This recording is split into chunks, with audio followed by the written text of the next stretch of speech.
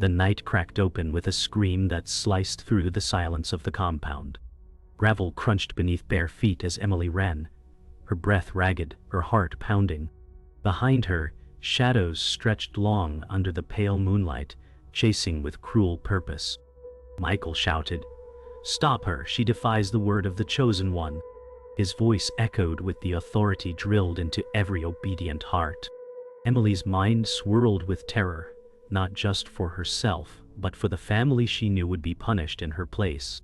The locked gate loomed in the distance, like salvation wrapped in iron. She reached out, fingers grazing the rusted bars, when the heavy slam of a door echoed behind her. Someone whispered in the dark, "You know the truth now. Don't turn back." Her pulse surged with both fear and fragile hope. The compound was no longer just home, it was a cage, and every eye watched. The silence that followed carried more weight than screams, binding her fate to rebellion or ruin. Emily's breath hitched as the night swallowed her cries, the silence worse than screams. She knew the others watched from their windows, but no one dared to open the shutters. Fear had soaked into every soul here. Michael said, "She runs because she is weak, but the Chosen One will burn the weakness out of us." His words carried more than anger. They carried faith twisted into chains. Emily remembered the promises of love and salvation that first drew her family inside these gates. Now those words were knives turned against her. She felt the cold night pressing closer, the weight of unseen eyes.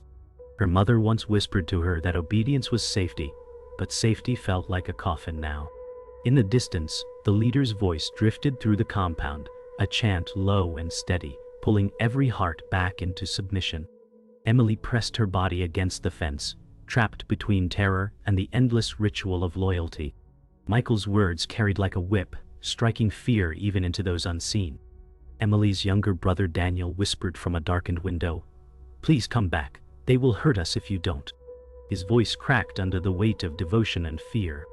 Emily's chest tightened, the guilt pulling her back toward the shadows she longed to escape. She remembered how Daniel once laughed freely before chants replaced bedtime stories. Now, his eyes, once bright, mirrored the leader's doctrine more than her mother's love. Emily pressed her head to the cold wood, feeling the vibrations of chanting rise in the air. Somewhere, a drum beat began, steady as a heartbeat, but heavier, suffocating. The world shrank into rhythm and control. Every second she stayed outside their circle, the price grew higher. Yet, in her trembling, she whispered to herself, "I cannot go back." The compound pulsed with ritual. The followers gathered quickly in the courtyard, their feet stamping rhythm into the gravel. The cult leader, Father Gabriel, lifted his hands, robe flowing, face painted with false compassion. He said, "Do not fear the one who strays, for her soul will be brought back through fire." His voice trembled like a hymn, both soothing and threatening. Emily pressed her ear to the fence, listening, heart caught between loyalty and defiance. Her father's voice rose from the crowd, louder than the rest. "We obey, we serve, we are chosen." It pierced her deeper than any punishment. Her family was no longer hers. They were his. The chanting thickened, drowning her heartbeat, until she felt her pulse align with their rhythm. She realized with dread, obedience wasn't survival. It was surrender. Emily turned from the chanting, her back pressed harder against the fence. Her body trembled with exhaustion, blood trickling from her feet. She whispered, "I am not yours." The words felt fragile, stolen, yet they burned against the night like sparks in dry grass. Behind her she heard Michael commanding the enforcer, "Bring her back. Break her if you must." The crunch of heavy boots drew closer. Emily's fear fused into defiance, her breath shaking but steady. She had never spoken against them before. The moment the words left her lips, the world shifted. Her rebellion wasn't a shout, it was a whisper, and yet it echoed louder than the chants behind her. For the first time, she felt herself alive, not theirs, though danger pressed closer with every step. Morning light seeped weakly through the cracks of the wooden hut, but it did nothing to warm the chill inside. Emily sat in the corner, her knees pulled to her chest, listening to her mother's trembling voice. Margaret said, "The chosen one saved us from the world's cruelty. We cannot doubt him." Her words shook as if she tried to convince herself more than her daughter. Emily remembered the first time she entered the compound, believing this place offered family and healing. The promises of peace were woven with love, laughter, and security, but beneath them hid invisible chains. Her father once smiled with pride when Gabriel called them chosen, and Emily had clung to his approval. Now that same pride felt like betrayal. The fragile warmth of family was the very hook that bound her tighter than chains. Emily whispered inside her mind, "If love looks like this, then love has become the cage." Margaret reached for her daughter's hand, her own fingers trembling with guilt. She said softly, "We stay because love binds us here, not fear." Yet her eyes betrayed sorrow too deep to hide. Emily stared at her mother's trembling lips, wondering how love could sound so broken. She remembered the nights Margaret sang to her, voice filled with warmth before chants replaced songs. Gabriel's sermons had turned every tender word into a sermon of control. Emily thought of Daniel, too young to see the chains, but old enough to repeat the leader's words. She knew her mother's heart was torn between protecting her children and obeying the man who held their lives in his hands. Emily whispered within, "Her love is real, but it is trapped under his shadow." The fragile bond between them remained, but every day it thinned beneath the weight of loyalty demanded by the cult. Daniel peeked into the room, clutching a worn wooden toy carved by their father long ago. He whispered, "Father Gabriel says love means giving up ourselves." His voice carried the innocence of a child, wrapped in doctrine too heavy for him. Emily's heart fractured as she watched her brother's small fingers clutch the toy like an anchor. She wanted to tell him love was supposed to be freedom, not chains, but her tongue burned with fear. Margaret looked at Daniel with wet eyes, then forced a smile that failed to hide her despair. Emily remembered when Daniel once begged to play outside the fence, his laughter pure and untamed. Now his world was narrow, his joy replaced with duty.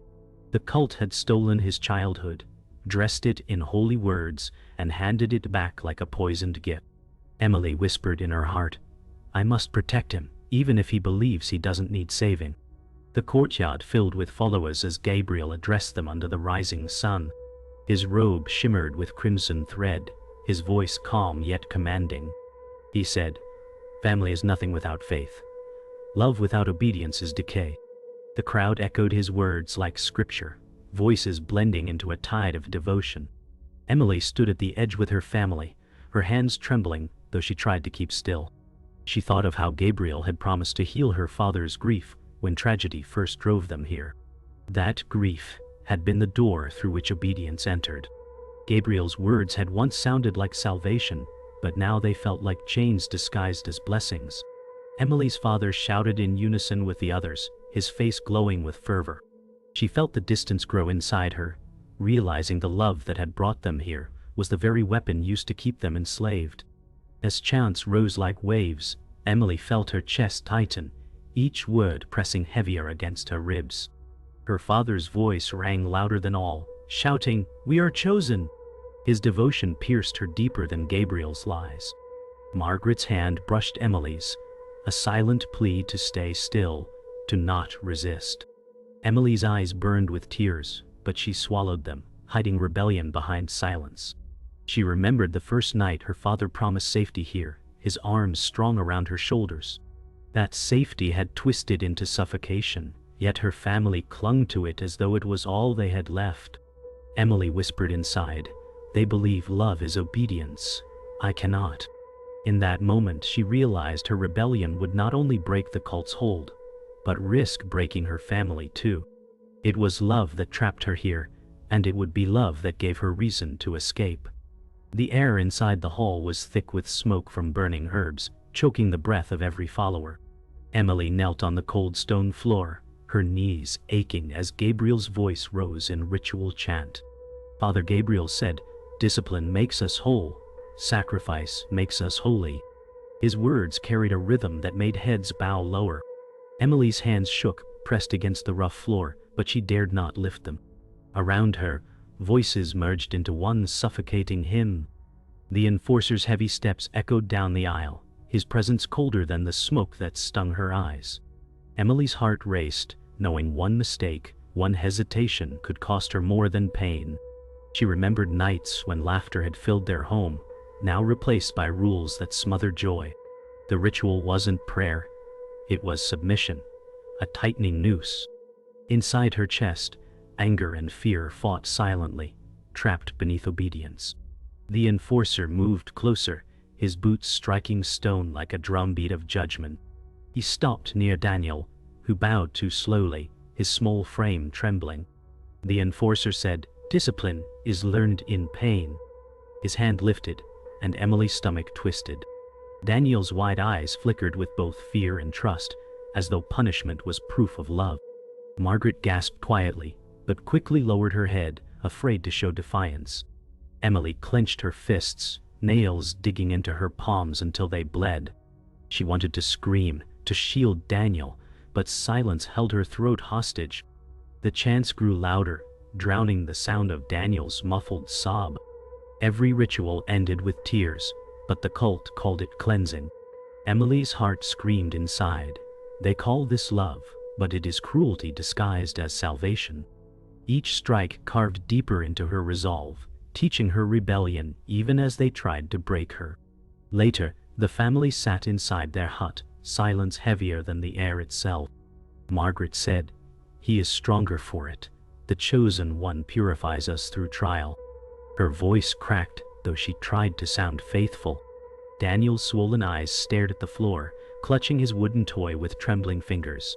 Emily's father looked on with pride, saying, "He learns obedience early. He will not falter like others." His words stabbed Emily deeper than any blade. She wanted to scream that Daniel was a child, not a disciple, but her lips stayed shut, chained by fear of tearing the family apart. Her gaze met Daniel's, and she saw a flicker of doubt behind his pain, a seed of resistance hidden beneath fear. Emily whispered inside, even in his suffering, "I must remind him that love is not meant to wound." Yet her silence gnawed at her like betrayal. The following day, Father Gabriel gathered the children in the courtyard, his tone deceptively gentle. He said, "You are the seeds of the future, watered by obedience, nourished by sacrifice." Emily watched Daniel among them, his small shoulders stiff, his lips repeating Gabriel's words with hesitant devotion. Her heart sank as she realized he was being molded piece by piece into the image of the cult. Parents stood nearby, eyes proud as their children submitted, believing obedience meant safety. Emily's stomach twisted, rage and sorrow clashing like fire and water inside her. She wanted to reach Daniel, to tell him not to believe, but her voice was drowned by the crowd. Gabriel's hand rested on Daniel's head, blessing him as if he were already owned. Emily whispered within herself, "If I do nothing, I lose him to their chains forever." The weight of choice crushed her chest. That night, as the fire crackled in the courtyard, followers gathered again for punishment disguised as devotion. A young woman resisted the chant, and the enforcer dragged her forward, forcing her to kneel in the dirt. Father Gabriel declared, "Rebellion is disease, obedience is cure." His words froze the crowd. Emily's chest tightened as she watched the woman's cries swallowed by the chanting voices around her.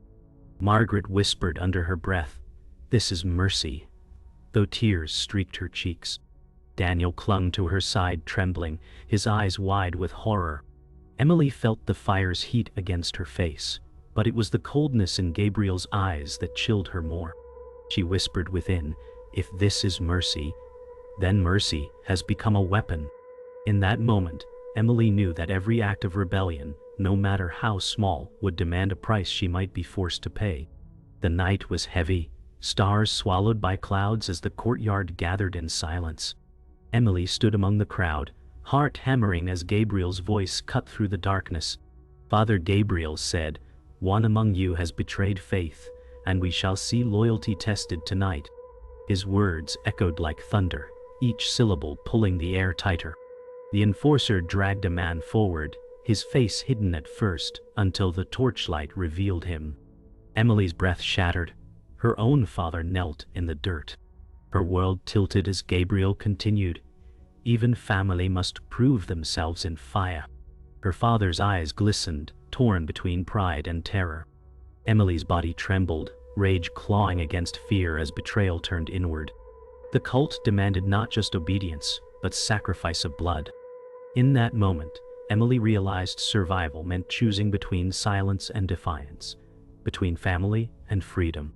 The line between love and betrayal dissolved under the night's cruel weight. Emily's chest tightened as Gabriel lifted his hand, pointing at her father with solemn cruelty. He said, "Confess your weakness, prove loyalty, or be cast into the flames of doubt." Her father's lips trembled before he whispered, "I obey, I serve, I am chosen." Yet his voice cracked, and for a flicker of a second, Emily saw a man begging for mercy, not professing faith. The crowd chanted louder, covering his shame with devotion. Margaret's face was streaked with tears, but her hands pressed together in forced prayer. Emily wanted to run, to scream that their devotion was poisoned, but her voice drowned in her chest. She realized the betrayal wasn't only Gabriel's. It was her father's surrender, choosing loyalty to doctrine over love for his children. Emily whispered inside herself, "If he cannot save us, then I must." That seed of rebellion burned hotter, refusing to be silenced. The betrayal struck deeper when Daniel stepped forward, his small frame shaking. He said, "Father Gabriel, I will not falter like others." His young voice trembled with both pride and fear. Emily's breath caught, horror twisting inside her as her brother's words became a knife. The crowd roared with approval, clapping their hands in rhythm. Gabriel smiled, placing his hand on Daniel's head as if crowning him. Emily's vision blurred with tears, not just for her father's submission, but for her brother's devotion. She longed to pull him back, to whisper the truth, but he was already theirs, already woven into Gabriel's lie. Margaret gasped softly, pride and sorrow tangled in her trembling breath. Emily whispered in her mind, "He thinks betrayal is faith, but he does not see the chains." Her heart cracked open, realizing the cult had stolen her family piece by piece, and she was now the enemy within. Later that night, Emily slipped into the shadows of the huts, her chest burning with rage and despair. The silent observer emerged from the darkness, candlelight trembling in her hands. She whispered, "Do you see now? Even family will not save you here." Her hollow eyes mirrored Emily's pain, yet they carried a strange strength, a warning carved from years of silence. Emily whispered back, "Then why do you stay?" The woman's lips trembled, "Because silence keeps me alive." Their words hung heavy in the night, echoing like secrets too sharp to hold. For the first time, Emily realized she was not alone in her doubt, but companionship here was fragile, dangerous.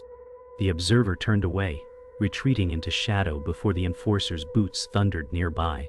Emily pressed herself against the wall, heart racing, knowing the truth now burned brighter than her fear. Survival would demand more than silence. The night closed with Gabriel standing before the fire, his arms spread wide like a prophet. He said, "Love is nothing without obedience, even blood must bow to the flame." His words twisted devotion into a weapon, striking Emily's heart like a blade. The followers roared in approval, stamping feet in rhythm, their voices rising like thunder. Margaret clung to Daniel, pride masking her sorrow, while Emily's father knelt in silence, broken yet obedient. Emily stared at the fire, the flames reflecting in her wet eyes.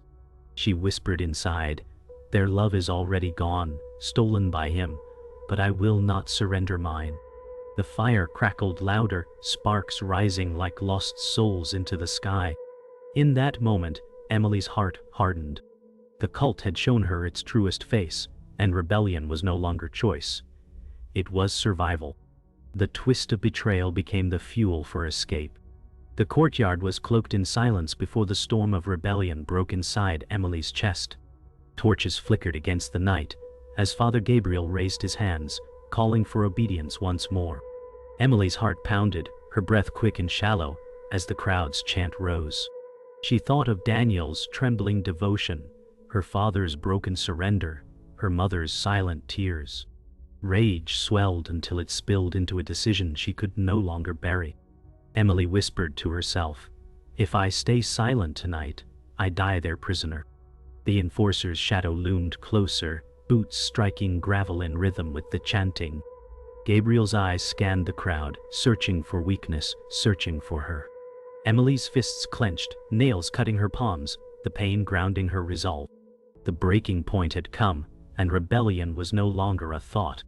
It was survival. She stepped back into the shadows, ready to act before fear could stop her. Inside the hut, Emily's breath came fast as she whispered her plan to the silent observer. Emily said, "I cannot stay. I will not die here." The observer's hollow eyes studied her, the candle between them flickering. She whispered, "Escape means death if they find you, but silence means death of your soul." Her words echoed like prophecy. Emily's hands trembled, yet her voice grew firmer. "Then let me choose my death," she said, fire flashing in her eyes. The observer nodded, pressing a small iron key into her palm. "The gate is watched, but the river path runs dark. Choose the shadows." Emily felt the weight of freedom and fear collide in her chest. She knew the moment had come, and hesitation would shatter her chance. In that dim light, the seed of rebellion grew into desperate resolve, burning hotter than the fire outside. The plan unraveled quickly when heavy boots thundered outside. The enforcer's voice boomed, "The gate will be tested tonight. None shall leave." Emily's stomach clenched as shadows passed by the window. She pressed the key tighter in her palm, the metal biting into her skin. Margaret's voice trembled as she whispered, "Emily, stay. Do not bring ruin upon us." Tears welled in her mother's eyes, torn between fear and love. Emily shook her head silently, her lips forming words her voice could not carry. "I must." Daniel stirred from the corner, clutching his wooden toy, his eyes wide with confusion. He whispered, "Why do you want to leave? Father Gabriel says we are safe here." Emily's heart broke at his innocence. She pressed her hand over his, whispering only in her thoughts, "One day you will see the truth." The danger pressed closer, and time slipped away. The moment came when Gabriel stood before the fire, his voice rising in a sermon about eternal loyalty. Emily's chest burned as she stepped from the crowd, her feet dragging across the gravel. The chants faltered, silence cutting through like a blade. Gabriel's sharp eyes locked onto hers, his lips curling into a cruel smile. He said, "Ah, the defiant child dares to show herself."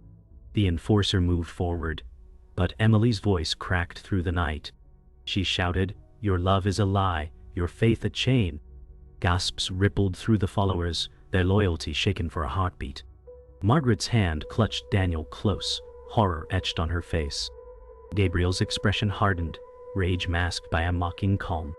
Emily's body trembled, but the words had left her lips, and there was no return.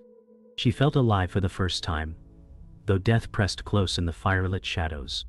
The courtyard exploded into chaos as Emily ran, her bare feet tearing against the gravel. The iron key clutched tight. The enforcer lunged, his shadow chasing close behind. Gabriel's voice roared, "Seize her, she defiles the chosen path." The crowd surged, torn between fear and obedience.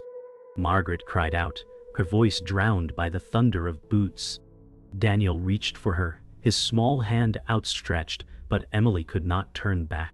Her lungs burned, her heartbeat thundering like drums of war. The gate loomed ahead, rusted bars glowing faint in the firelight. She whispered in her mind, "Tonight, I choose freedom, even if it kills me." Gravel cut into her feet, blood trailing as she sprinted. The world shrank into the space between her breath and the iron gate. This was the climax. The moment survival demanded everything. Emily burst from the courtyard and cut toward the river path, lungs burning like they held fire. Gravel clung to her blood, but the key in her hand felt like a heart still beating. Behind her, boots hammered the earth in cruel rhythm. The enforcer shouted, "She will return on her knees or not at all." The night wind sliced through the reeds, carrying the chant that stalked her name. Emily said, "You will not own me," though fear scraped her throat raw. The river opened ahead, black and cold and endless as the sky. She slid down the bank, stones tearing skin, the water swallowing her gasp. Moonlight broke into silver shards on each ripple, guiding and warning. She pressed the key into her mouth and sank, letting the current pull her beyond reach. Above the surface, the world roared obedience. Beneath it, silence taught her how to live. The current dragged her beneath a tangle of roots where darkness muffled the world. Emily clawed for air, then stilled, counting her thudding heart until the boots above moved on. Her chest heaved as she surfaced in a pocket of shadow. She whispered, "Breathe, then move," and the river obeyed, carrying her like a secret. The compound receded, yet its voice clung to her skin like smoke. She thought of Margaret's shaking hands and Daniel's small, brave face. Guilt rose like tide, hot and sharp, then broke into purpose. Emily said, "I will come back for you," letting the promise steady her panic. The reeds bowed in the wind, and stars reappeared between the torn clouds. Each breath tasted of silt and freedom and terror. The night did not forgive, but it made room for her refusal to die obedient. She staggered from the river at first light, limbs shaking, teeth chattering against new courage. The tree line opened to a dirt road carved by trucks and older escapes. A figure waited near a rusted sign, hands raised to show they were empty. The silent observer stepped from the brush, whispering, "You made it," her voice threaded with awe and grief. Emily said, "Come with me," but the woman looked back toward the fence that defined her life. She whispered, "Silence kept me alive this long," then pressed a folded paper into Emily's palm. "Names, roots, someone you can trust beyond the trees." Footsteps echoed far behind, urgent and many. Emily nodded, swallowing the hurt of leaving someone behind. She turned toward the road as sun bled into the clouds. Survival tasted like iron, like hope pulled from a wound that would not close. By midday, Emily hid in an abandoned shed where dust stitched sunbeams into slow gold. Her feet burned, every cut telling the story of not belonging to him. She rinsed blood with water from a cracked tin, biting down on a rag to swallow the cry. She said, "Pain means I am still mine," and the room answered with kind silence. She unwrapped the folded paper and traced the names with trembling fingers. One name repeated, a promise written by a survivor's careful hand. She thought of Margaret's voice and Daniel's echoing trust, and the ache crowded her ribs. Emily whispered, "Please be safe," then steadied her breathing in counts of 4. The chant still rattled in memory, but could not reach this quiet. She bound her feet with strips torn from her hem. Each knot felt like a vow to return, not as a supplicant, but as a storm. Near sunset, she reached a wire fence that bent toward a paved road and the rumor of mercy. A truck idled in the distance, and a stranger stepped down with careful hands. Jonah said, "I'm here because someone still believes you deserve out." His voice was steady, carrying a world beyond fences. Emily kept space between them, measuring trust against ruin. She said, "Others remain inside," and the words shook more than her knees. Jonah nodded. "We don't end with one rescue," and he offered a blanket that smelled like rain. The road hummed with ordinary life, a sound more holy than any hymn. Emily climbed into the cab and stared back at the tree line where chants once carved the night. She whispered, "I am not yours," and the evening wind accepted it without argument. Freedom began as a bruise and settled as a scar that could still lift a hand. The safe house walls did not keep the past from whispering. Emily sat wrapped in a blanket, staring at the floor as her breath trembled.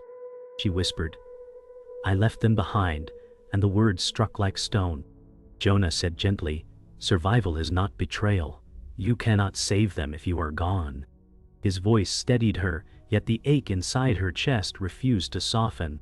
Every face from the compound lingered in her memory: Daniel's innocent devotion, Margaret's trembling prayers, her father's broken silence.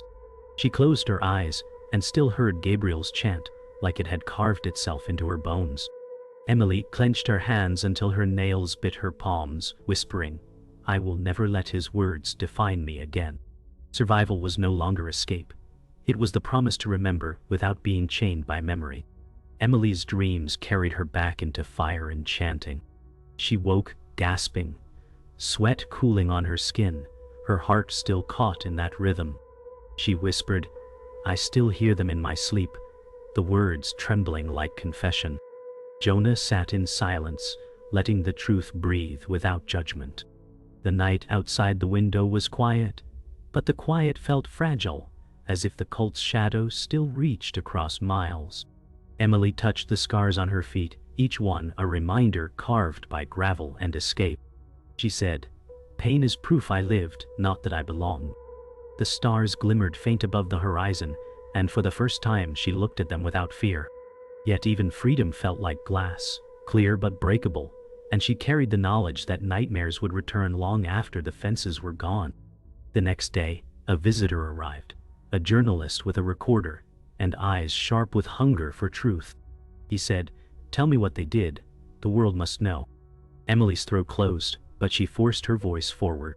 She spoke of chants that drowned laughter, punishments masked as mercy, families turned into weapons against each other.